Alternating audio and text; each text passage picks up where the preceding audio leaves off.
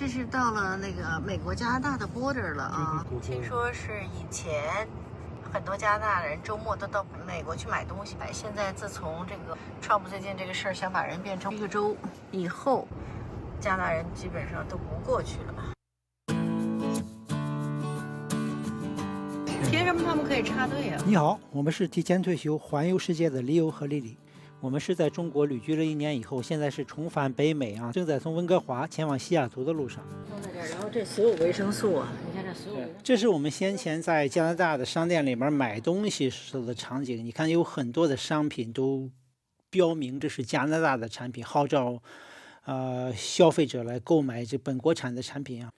我们川总这种近攻远交的政策，反正我们是看不懂。也许他在下一盘大棋。这 dog food 都是 made in Canada， 狗猫也要吃爱国粮。我们已经穿过边境，从加拿大已经进入了美国的华盛顿州了。我们现在正往西雅图开。美国的边境控制的还是非常严的啊。我们的一个网友啊，在这个诊所里面是做了 X 光，可能注射了某种血液里注射了某种造影剂。他去美国的时候，在边境上就被这个持枪的警察团团围住，怀疑他是携带了某种这个放射性物质啊。所以说，美国这个边境上的这个仪器是非常灵敏的。一进入美国呢，就是公路上的这个车辆啊、卡车呀，明显的就多了，比加拿大那边，就感觉这个美国这个经济还是比加拿大那边繁荣的多啊。欧洲、中国这个高速公路上的车也都比美国少多了。接近西雅图，开始堵车了。OK。温哥华和西雅图靠得很近啊，只有200多公里的路。这2个城市实际上在环境上、在地貌上非常像，它们都共临同一个海湾，叫普吉特湾，在市区的都能看到大海和雪山。这是西雅图市中心的 Waterfront， 可以从温哥华坐水上飞机直接飞到这儿来哈。我们主要是行李太多了，所以说不好办。这儿是西雅图港。哎，你看远处这个是 Mount Rainier 啊，雷尼尔山，是西雅图的标志性景观。天气也是西雅图标志性的阴天。2个城市相比呢，我个人的感觉，温哥华呢可能更漂亮一些。那个雪山就在旁边啊，它跟大自然的这种连接呢更加无缝。而西雅图呢可能更大、更散，可能更杂乱一些。另外，温哥华的亚裔人口已经接近1半了，这个中餐绝对是世界级的。我们西雅图的一个网友跟我们讲呢，他说他注意健康，不爱去吃饭馆，除非能够吃到 quote unquote 温哥华级的中餐。总之，如果你是个华人又有点钱，你住在温哥华会非常的舒服，你有你需要的所有的服务，而且你不觉得自己是个外国人。当然前提呢就是你有点钱。如果你想挣钱想发财，对不起，那你得去西雅图。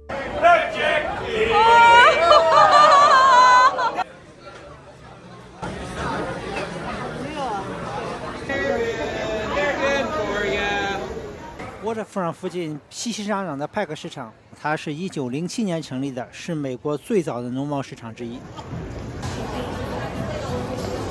星巴克的首创店。刚才讲了，西雅图和温哥华比起来是一个更适合挣钱、更适合创业的地方。如果你有个孩子，你10有8九更愿意把孩子送到西雅图去。你看数据就知道，西雅图的人均 GDP 已经接近14万美元了，温哥华呢则不到5万美金。西雅图几乎是温哥华的3倍了。温哥华的主要产业是航运业和旅游业。西雅图呢不仅是有传统行业，而且又是美国第2大高科技堡垒。超大公司说得出来的亚马逊、微软、星巴克、波音，对了，还有大家离不开的 Costco。我说温哥华漂亮，并不是说是西雅图不好看啊。西雅图其实是一个典型的美国城市。美国城市的特点是 downtown 市中心这一块有一大堆的高层办公楼，而下班以后呢，中产阶级或者富裕人群一般都回到位于郊区的家里。所以说的市中心呢，往往疏于管理，形成空心化，甚至成为无家可归者的乐园。但好像加拿大，当然还有欧洲、亚洲的城市，是完全另外一套逻辑啊。市中心被认为是黄金的地段，温哥华在市中心呢，就看上去更有生机。但是西雅图这个郊区确实是非常漂亮，简直就像一个大公园，到处是森林、山谷和湖泊，满眼都是浓浓的绿色。你看远处小山上这些房子，住在这儿，你是不会忘了你是住在400多万人口的一个大都市里面。我们确实慢慢的理解了为什么这么多人喜欢华盛顿州哈。和加州相比呢，它的这个雨水阴天确实多了一点，冬天也稍微偏冷，但是呢，从景观上来讲，它比加州要漂亮得多哈。说到气候，其实华盛顿的气候在世界范围内绝对算是非常适合人类居住的了，因为它比较温和，冬天不是太冷，夏天是绝对舒服，而且全年比较湿润温润。哎，你别说，它这个太阳少，紫外线少，其实更适合于户外运动，是吧？高尔夫球场的落日，再加上悠闲的风笛，是不是像天堂？西雅图是以下雨多著名的，其实它的下雨呢，主要是集中在秋冬天10月份到次年的4月，夏天呢就比较干爽和凉快。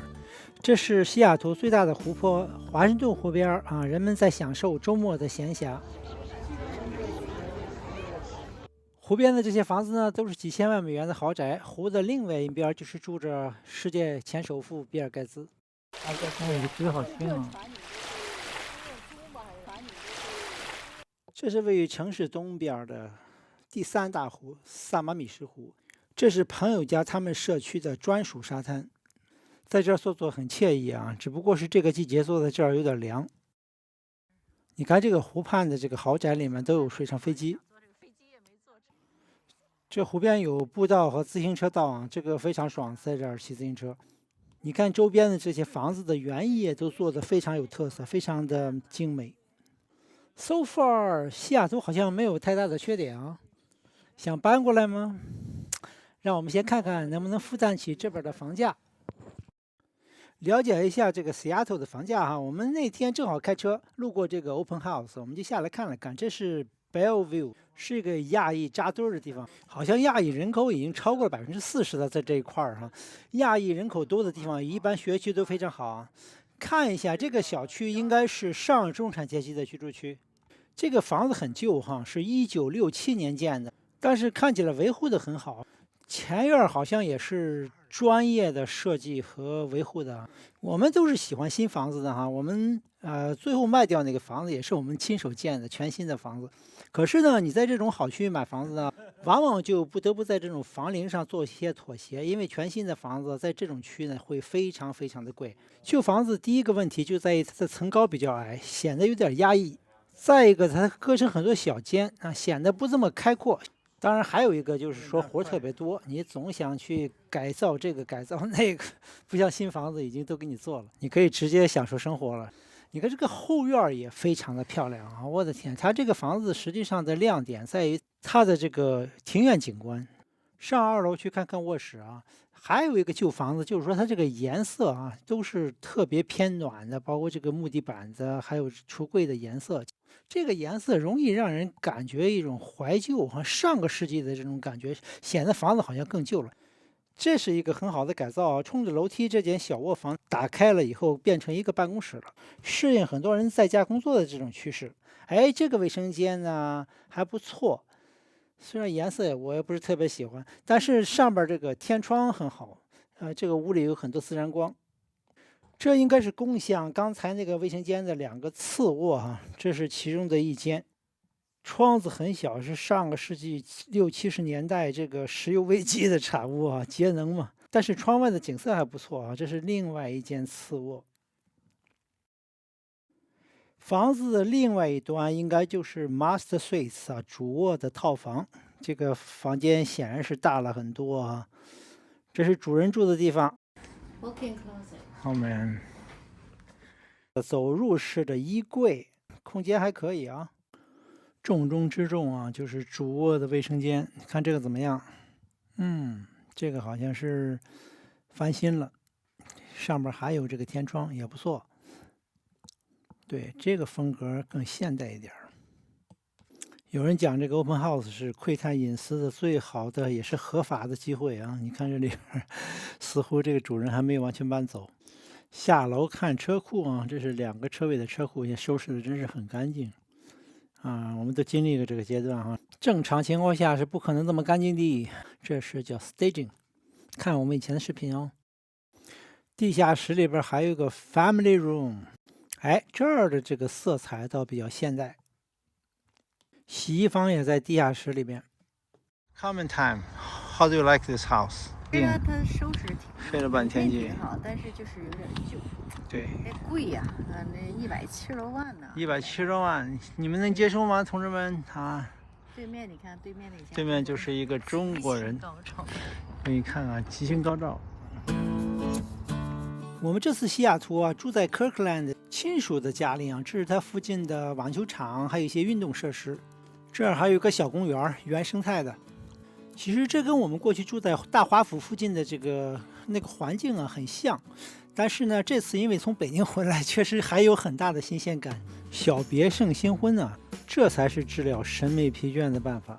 西雅图这个城市非常绿啊，自带松弛感，但是这绝对不是一个松弛的城市哈。我们接触的所有的人，包括我们的亲戚、我们的朋友，都处在这个 AI 带来的一种巨大的不确定性中。我们那个朋友在大厂工作，他说他每天的任务就是训练这个 AI 模型啊，慢慢的让这个 AI 模型来接替他的工作。他说他的上级呢每周都要来检查这个进度，他说到现在已经大概90%他能干的，这个 AI 都能干了。不管我们喜欢不喜欢，这个 AI 正在迅速的改变美国，改变世界哈。这个 AI 究竟给我们这些养老族带来哪些挑战，带来哪些福利啊？我们会专门有一集来给大家讨论一下。我们还要特别关注一下这个 AI 啊，对这个传统的投资方式啊，房产啊、股票啊，会究竟带来什么影响？这边纬度就高啊，8点半多才天黑的，你看才落山呢。跟人聊天嘛，这学生用 AI 做题了，现在老师布置作业的 AI 做了，然后老师呢也用 AI 来查出来哪个学生在用 AI 做题，就是用 AI 来反 AI，哎，猫捉老鼠的游戏。然后学生呢有升级版的 AI，就是说还故意揉进一些小小的错误，让那个老师的 AI 看不出是 AI 做的，哎，就感觉对大家谈的这个话题哈，就是已经 AI 在进入日常生活中。第二，从生活方面吧，我们感觉西雅图的人都非常喜欢西雅图，就是说，当然就是众所周知的，就是说我们现在来这季节是西雅图很好的季节啊，不冷不热的，这个天最高气温17、18度、20度左右，晚上10度左右，特别舒服的时候。夏天是最美的时候啊。冬天很多人抱怨，不是冬天阴雨天多吗？潮湿这个那的，他们说并不 bother 他们，因为他们说只要下雨的时间也并不是很长，而且都是毛毛雨。那什么，哎，彩虹看见了吗？那有彩虹，是一道彩虹。总结一下，我们也同意他们的看法，我们也非常喜欢西雅图啊，这个也是加入我们在北美我们的退休地候选城市啊。So far， 我们喜欢南加州，也喜欢北卡三角区。当然，这是一个不断变化的名单，因为很多地方我们还没去考察呢，比如说夏威夷。总体来说 ，Seattle 气候不错啊，国际化城市啊，交通方便，医疗发达，这个多元文化，亚裔人口和美食也众多。对了，还有个大优点，没有州税。唯一的大毛病，从我们的 Open House 也看到了啊，就是房价太高。哎，我们也有朋友说，哎，你不一定非要住在西雅图市里啊，你可以住在旁边的 Tacoma， 那儿的生活成本可低多了。他实际上就是从加州退休以后搬到那儿去的。好，我们已经到了 Tacoma 的老城了，我们来看看。关键是没有任何的没有什么游客，挺好的，就是一个真正的。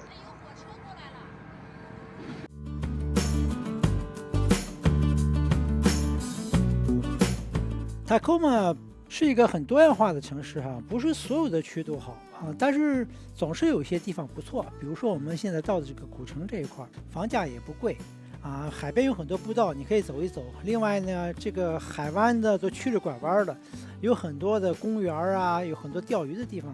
但是 Tacoma 呢是适合比较喜欢安静的那一类哈，离着西雅图也比较远，可能生活的便利性上要受一些影响。另外这一块呢，华人比较少，新建的社区也比较少，房子相对比较旧。当然，你要能慢慢的淘呢，没准能以相对比较低的价钱买一个海景房。哎，你设在西雅图呢，基本上是不可能，纯属做梦。沙滩上，就可能就要这其实一景，可能是他故意这样的。你看远处什么意思哈？